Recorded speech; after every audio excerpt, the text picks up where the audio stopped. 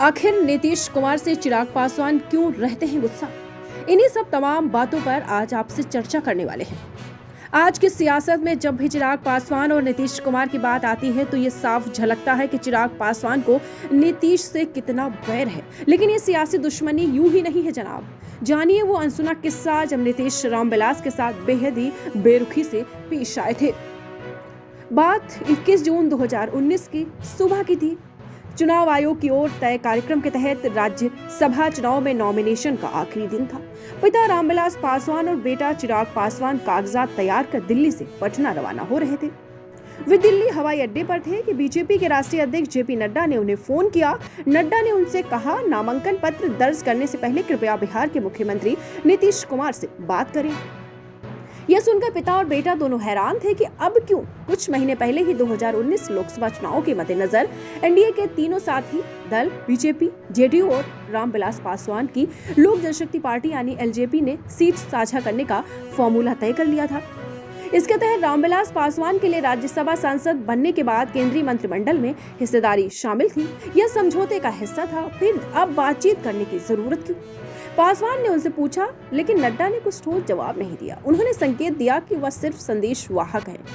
संदेश स्पष्ट था, नीतीश कुमार गेटकीपर थे और अगर रामविलास पासवान को राज्यसभा तक पहुंचना है तो नीतीश की सहमति और स्वीकृति हासिल करनी होगी। नीतीश कुमार उम्र और राजनीतिक अनुभव दोनों में रामविलास पासवान से छोटे थे। अक्सर दोनों एक ही राजनीतिक गठबंधन में होते थे, लेकिन नीतीश कुमार और रामविलास पासवान ने एक दूसरे के लिए हमेशा तिरस्कार का भाव रखा।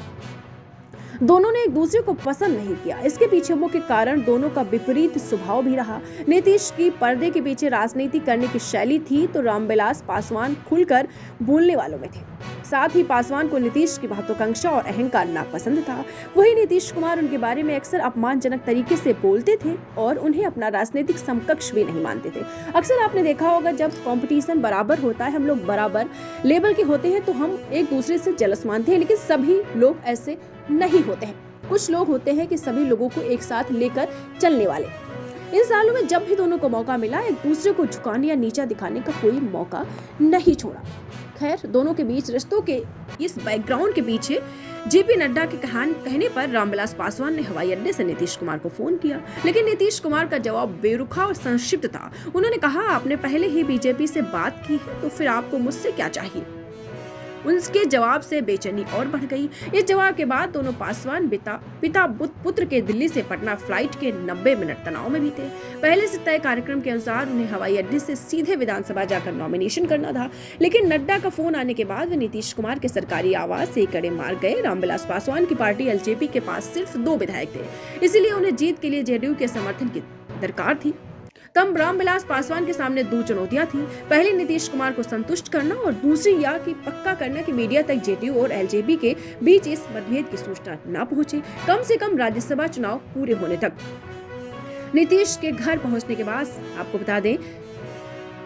बता दें जो चिराग पासवान के पिता थे, उनसे निवेदन किया कि उनके साथ विधानसभा चलें और नॉमिनेशन में उनके साथ रहे, लेकिन नीतीश कुमार पर उनके आग्रह का असर नहीं हुआ।